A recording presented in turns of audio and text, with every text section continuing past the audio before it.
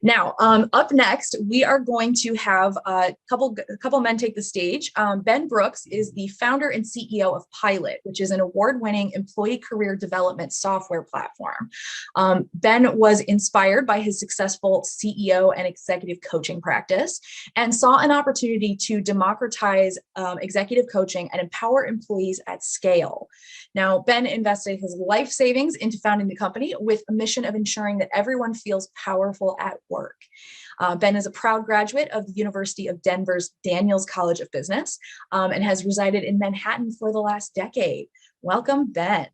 Ben's going to be joined on stage with our own amazing Rob Rebar, who is the Senior Events and Communities Lead at Power to Fly. Now, Rob has produced and managed promotional campaigns, including events and experiential marketing for theater works, rock concerts, and in support of global luxury brands, Broadway productions, and television networks. For Power to Fly, he brings all of those skills and more to the table and is a fabulous lead when it comes to our events and communities. So, Rob, Ben, I'm going to turn the floor over to you. Take it away. Thanks, Meg. Happy Pride, Ben. Thank you so much for being here.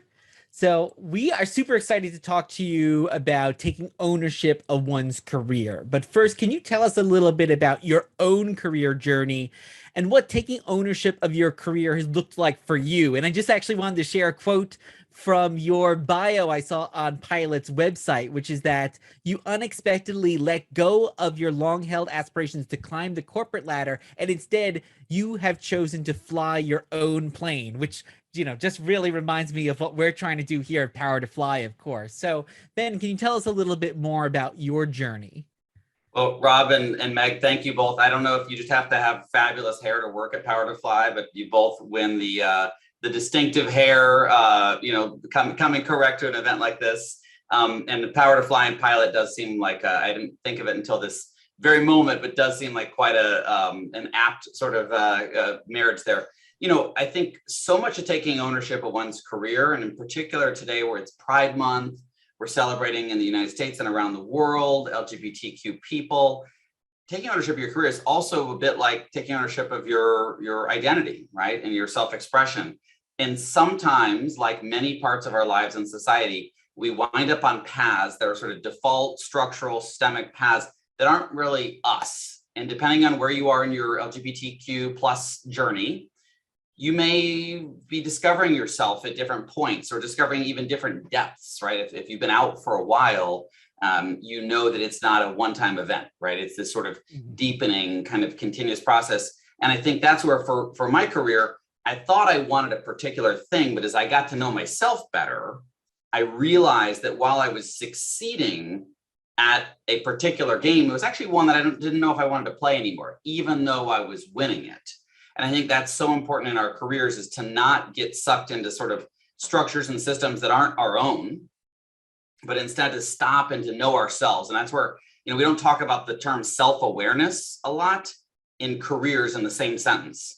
Self-awareness, we think of maybe, with our therapist or something else. But we don't think about it with careers. But really, the world's leading expert on Rob is Rob. And the world's leading expert on Meg is Meg. And the world's leading expert on Ben is Ben. And we have to lean into that.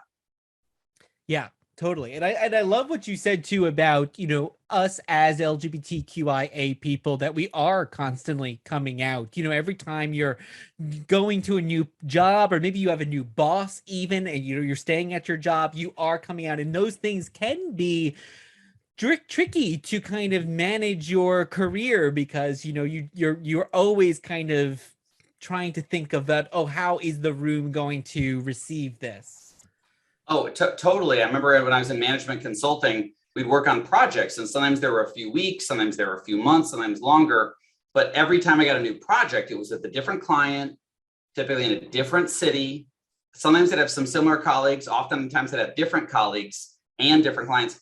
And so I was having to come out again and again and again and again.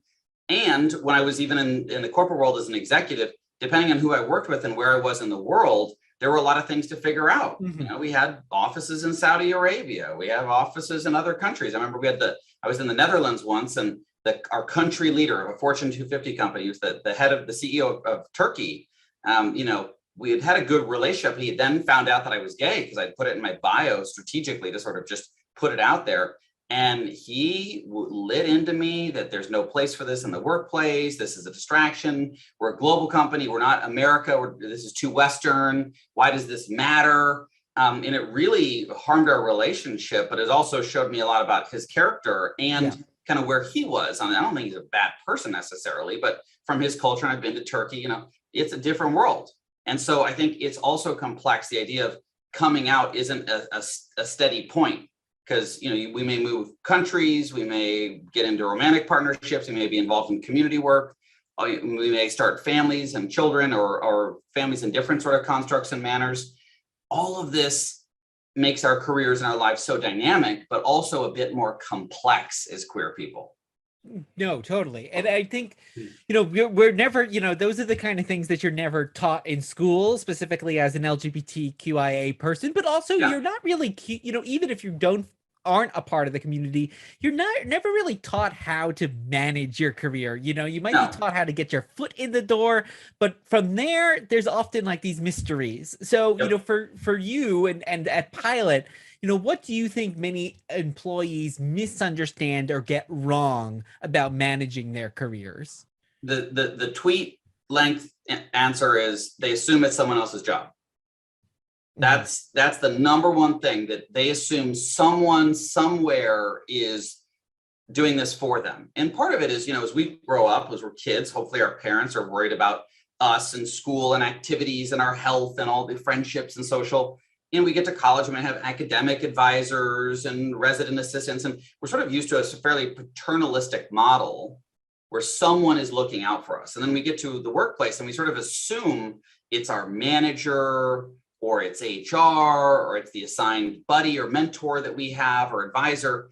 And those people can be advocates, but ultimately the thing we talk about in Pilot is you got to own your career, because there's not people that are just sitting around saying, what should I do where's Rob's career going? I mean, it's just at the top levels that happens. If you're at a 10,000 person company, there's about 10 people in the company that people are worrying about the succession plan.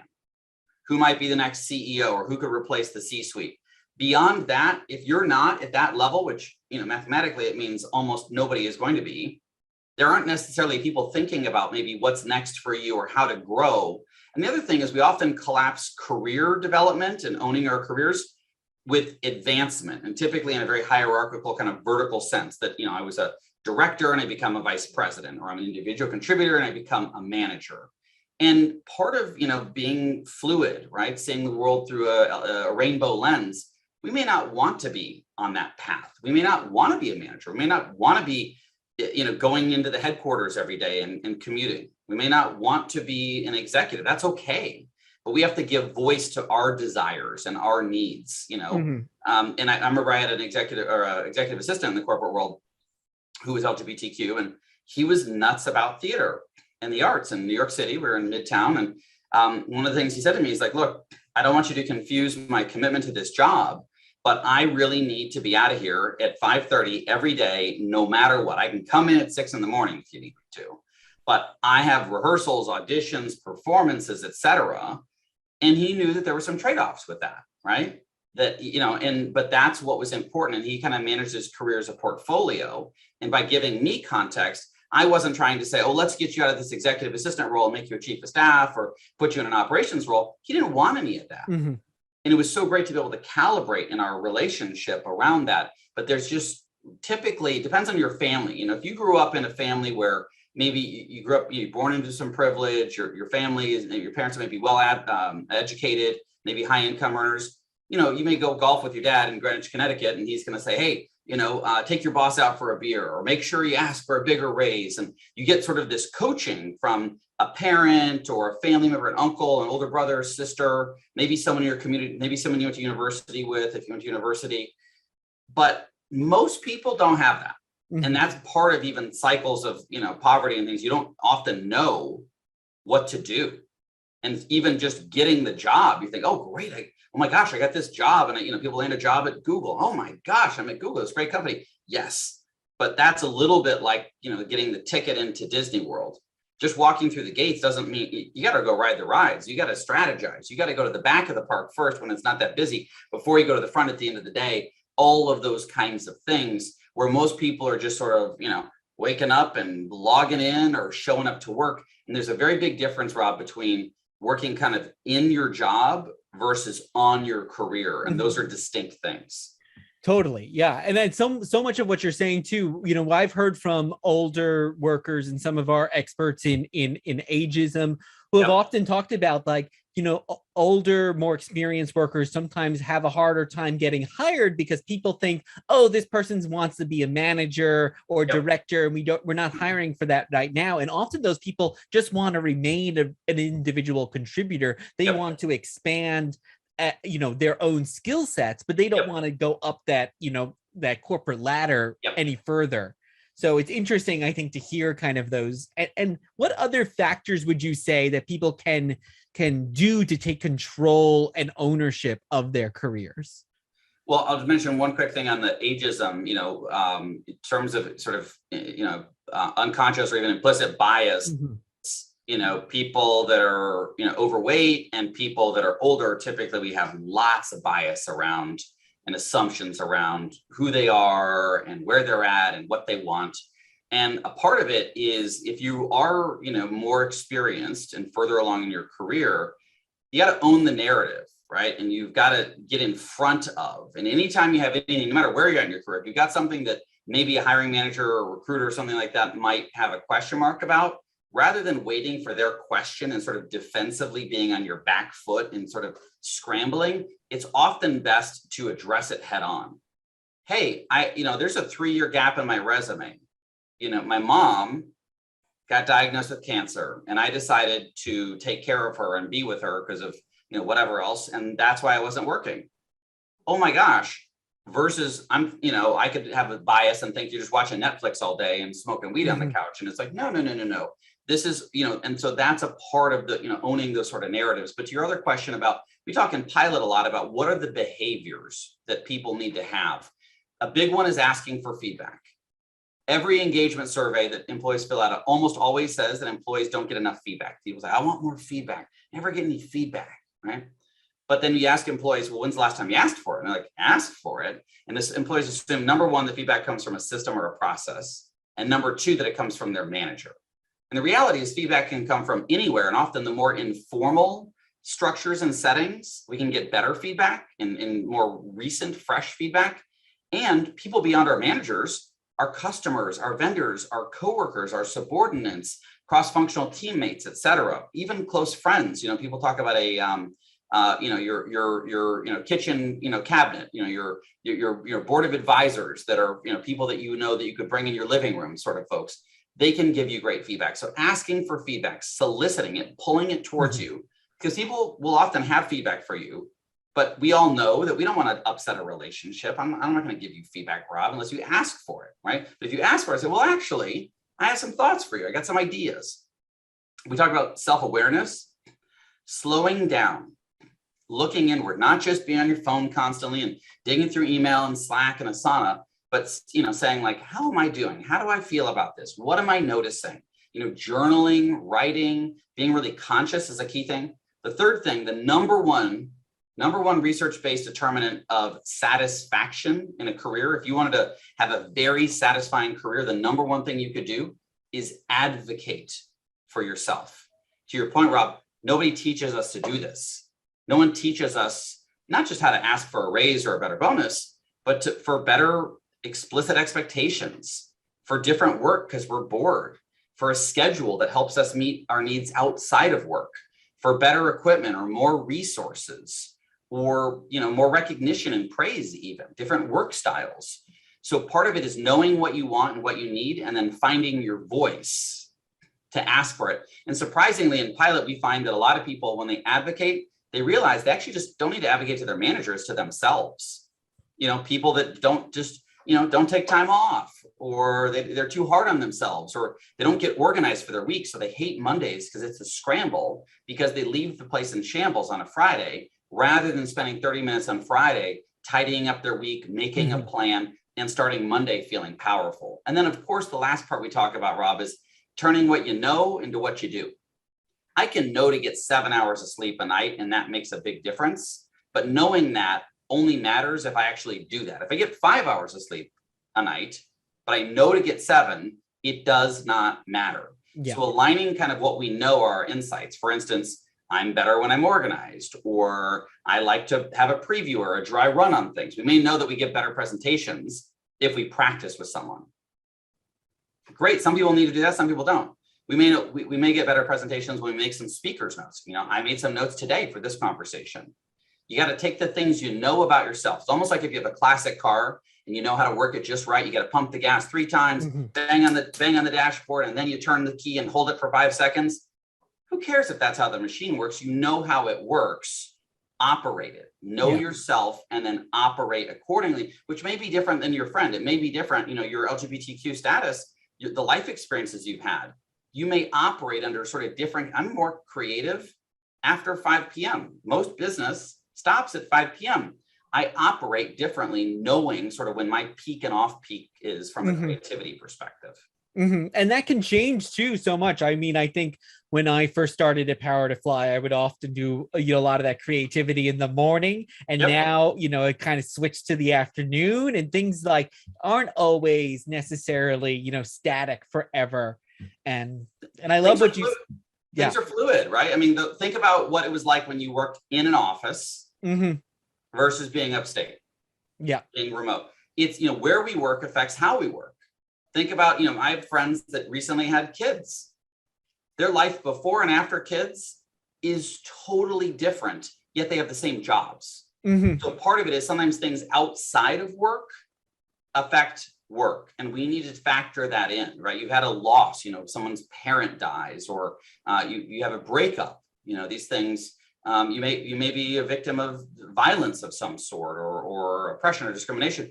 These are things that you need to factor in and potentially cue your colleagues in to give them some context. That if I'm struggling with depression, as an example, you have to manage sort of oversharing, but I don't want people at work to think I'm not committed to the company or I'm disinterested in our product or our customers. I'm just managing a personal matter. And that's the kind of thing I need to give some voice to, which may be that I'm going to be taking a little bit more time off, or to not misinterpret a cue.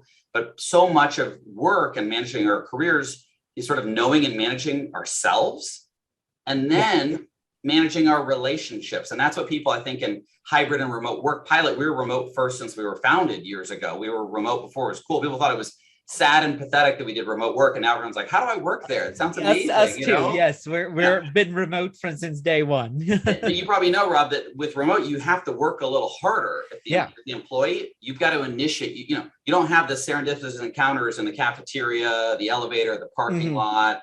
You've got to manage relationships. You got to be more active on Slack. You've got to show more expression. You've got to reach out to your boss and push information.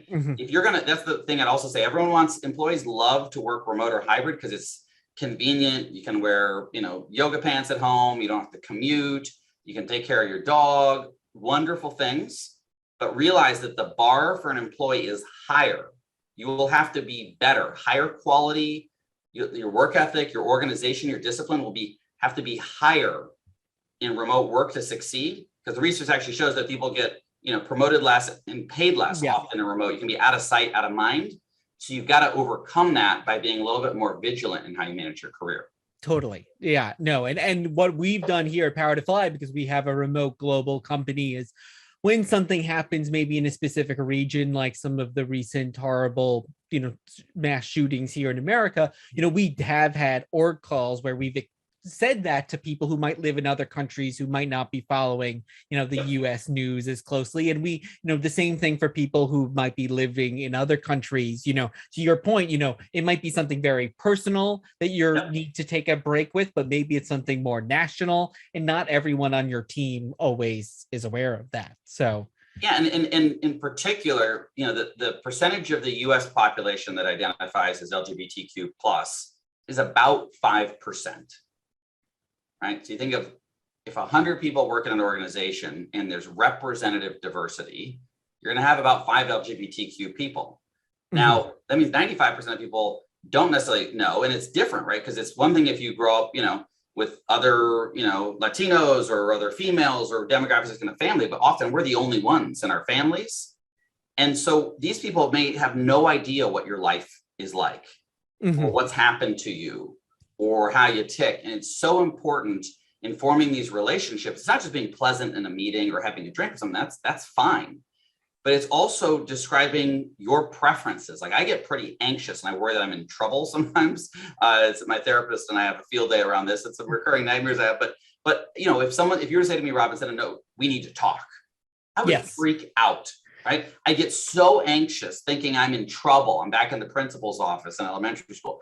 And instead, it's important for me to say, hey, Rob, I'm happy to talk. One, I'd like to know what this is about, because this is getting me anxious because it's ominous. And two, how urgent is this, right? So I'm calibrating with you. And you may say, oh my gosh, I'm so sorry. I had a huge idea around another live event we could do, and I'm really excited.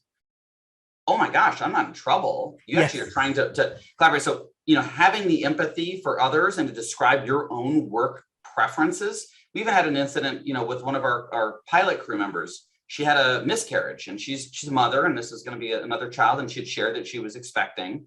And she put together a pretty direct post about what happened, but also what she wanted as a result. What she wanted, Rob, was to not talk about it. Yeah. She said, if you see me, I want it to be a normal day, give me feedback, make me laugh, focus on work. I have a whole support system to handle my miscarriage. Yeah. I don't want to relive it. I don't want to tell you how many weeks we were. I don't want to talk about if I'm going to try again. I don't want to do any of that. And it was so helpful, because I'm like, we can do exactly what you want. And it's so helpful for me to know. And it was so helpful for my executive assistant to say, I've got to be out of here at 5:30, not because I just like overwork and, I have a thing. I have auditions. I have rehearsals.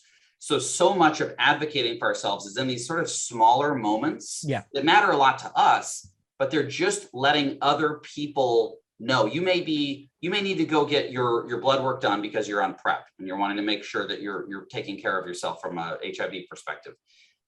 You don't necessarily need to say what the medical thing is, but you can say, look, I need to go to the doctor. I got, some medical things I need to manage. And so I can't be on that call, rather than just kind of vaguely sort of trying to slink out of work or, maybe dialing in from the reception of the doctor's office. And part of the boundaries we set, that's a key thing. And often I find that LGBTQ people don't set very good boundaries. We often feel just so lucky to be in the room, to be loved or accepted, to have a seat at the table, or to have gotten the job, that we are reticent to set boundaries. And boundaries don't necessarily have to be aggressive. They can just be clear to say, hey, I've got to leave at 5:30. Hey, I don't want to talk about this, etc. And even the things about bringing our whole selves to work and talking about our weekends or what we do, etc. Also pretty tricky things in our career. But what I found is letting people in a little bit. I don't have to tell them, what I was doing, in some wild dance party or something like that, but I could if I wanted. But even just, we tend to shut out all of us. And so we're this sort of sterile, corporate employee who's just is very competent in doing a good job, but no one really feels a bond or connection. Often food, pets, houseplants, music, media, pop culture, podcasts, streaming stuff. All of these things are ways that we connect with others. And even if you're not fully out or fully ready to express yourself as a queer LGBTQ person, you can express in other ways that creates connection. And that connection, people generally like to do work with people that they connect with. Yeah. And so that's a big part of, career management. We often think of like skills and MBAs and credentials and training courses and all this stuff, but sometimes just finding a way for us to connect with our fellow colleagues as humans, then they're the ones that were like, hey, this project we're going to kick off, who would be great to work on this too? Rob, and I know Rob and I've been talking, he'd love to do some international work. And people could be thinking, oh, Rob can't travel. We had that in consulting too. People assumed you couldn't. And it's like all of a sudden you have a colleague advocating for you. And then before you know it, you're off on some wonderful international business trip because you formed a relationship over the fact you both like the show Hacks on HBO. Great show, by the way. If you haven't and I watched do Hacks. love Hacks. Yeah. Well, Well, before we run out of time, Ben, I did want to ask you too, because it's the labor market is very hot right now, and a lot of people are job hopping for multiple reasons. And how can LGBTQIA plus professionals know when it's time to leave, but also when it's time to stay? Yeah, there's that saying, the grass is always greener. Mhm. We have a bias, right? We often romanticize strangers, and we often romanticize other opportunities, a place we haven't been, an apartment we haven't lived in, a partner we haven't been in a relationship with, a job or a company we've never worked at. My general advice is people typically leave too soon. Now, if you're in a toxic, hostile, dangerous environment, absolutely get out. If you're at a place that you have tried a lot of things and you're at a dead end, absolutely get out. But oftentimes, there's a saying, if you're standing on brown grass and the grass is greener across the fence, water your own grass. Yeah. Speak up about the reasons that you might leave. You're bored, ask for different assignments. You're not getting feedback, solicit it. You want to, see if there's other roles inside the organization. Take on a special project, change your schedule, see if you can work remote. The other thing is, a lot of things are negotiable. Whatever the policy is, that's the starting place, but you can negotiate sort of anything. And so in this labor market, it's tight right now, but it depends. We're looking at some headwinds with the markets and some other things, and it could quickly turn. And, you've got the relationships, it's risky to go to a new job because you've got to learn whole new culture, whole new process, maybe product, people. Nobody knows necessarily who you are, and oftentimes people that are the newest are the first to get let go in a downturn. And so you got to kind of also read the signs that if you've got, 6 or 12, Susie Orman, 6 or 12 months of savings, in an account or something, you can take a bit more risk. So you've got to also look at your risk profile. If you've got, kids to feed and you're paycheck to paycheck, unless it's a big opportunity to kind of step up, you may be a bit more conservative on that, or want to do kind of a side thing or test it first. But then, and so I think typically in general, you should seek more. If you're going to leave for more money, make sure your boss sort of knows and have a direct conversation, not after you got the job offer. That's what people screw up when they think it's sort of leverage, right? But to say kind of in advance, hey, I'm thinking of looking for another opportunity for these reasons. And I respect you enough and have a great, I want you to know. And I realize it takes a certain amount of trust and courage to do that. But if you've got a manager who you think is going to fight to keep you, see what they can do for you before it's at the 11th hour and you've resigned and they're in a spin. Sometimes that's what it takes. Totally. And sometimes that's okay. But oftentimes it can be more collaborative, and to say, hey, I really, this, having to work and I can't take my aunt to dialysis on Thursdays. And they're like, oh, that's it. Let's figure that out. Don't leave, right? And this type, you've got more leverage in a tight labor market. So you could often get what you want with less risk and volatility and uncertainty right where you are today. I think that's amazing advice. And we're out of time, but before we go, I know you used your Susie Orman saved up money to start Pilot. So can you tell everyone who's listening right now a little bit more about Pilot and where they can find you all? Absolutely. So, our website is pilot.coach, COACH. Our mission is for everyone to feel powerful at work. We offer an award-winning 6-month employee development program that's fully virtual, combines manager feedback, group coaching, executive firesides, reflection, et cetera. And so if you're in HR or it's something you want to help bring to your company, we often work with employee resource groups and help develop talent that's underrepresented, help, depending on what family you're born in, you never learned these things. Pilot is a way to learn some of these things. And of course, I would love to connect on LinkedIn. We'll put in the chat my LinkedIn. I love it. I share a lot of career content, a lot of events, a lot of things that are free and useful for folks. And then, of course, I'm on social media, Ben Brooks, Brooks, NY is in New York, where I've lived for 15 years. And I'm on Instagram and Twitter as Ben Brooks, New York. And so if you hear this and this inspires you, let's connect. And if this is something, if you're in HR or management, you want to bring this to your teams, you have a pretty affordable solution, and we can get started pretty quickly. And really, again, our mission is for everyone to feel powerful at work and really teach people, you say, okay, I'm going to water my own grass, but how do I do that? Well, Pilot helps you do that in a way that is your unique fingerprint about what you want in your life based on your experiences and your values as a career person. Thank you, Ben. We're going to pop those links in the chat if we haven't already. Everyone, please find Ben on LinkedIn and, of course, visit Pilot's website. Thank you so much for your time today. This was great. And I'm going to turn things back over to Meg.